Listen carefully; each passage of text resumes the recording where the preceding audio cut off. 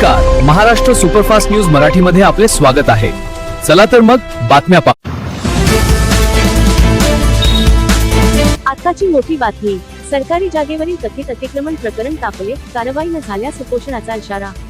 अँकर कॉपी, वाशिम जिल्ह्यातील मंगरुळपीर तालुक्यातील पेजगाव येथे सरकारी जागेवरील कथित अतिक्रमणाचा वाद चांगलाच तापला आहे। गावातील संतोष रामदास डोंफेकर यांनी जिल्हाधिकाऱ्यांकडे निवेदन सादर करून तातडीने कारवाईची मागणी केली आहे।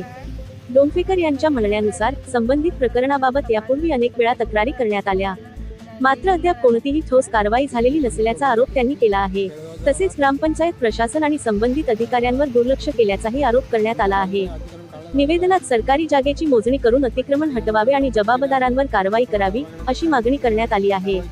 यासोबतच 7 दिवसांच्या आत कार्यवाही न झाल्यास जिल्हाधिकारी कार्यालयासमोर उपोषण करण्याचा इशाराही देण्यात आला आहे। दरम्यान या प्रकरणाकडे आता जिल्हा प्रशासन काय भूमिका घेते याकडे परिसरातील नागरिकांचे लक्ष लागले आहे।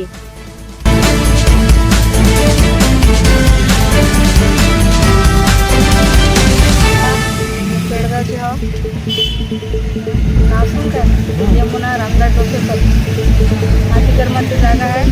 आम्हाला सुद्धा बिलच राहते, आम्हाला जरा सगळा रस्ता पाहिजे, पण ते लोक आमच्या संग भांडणं हे येऊन नाही राहिला। मी संतोष डोंफेकर पेडगावचा राहणार।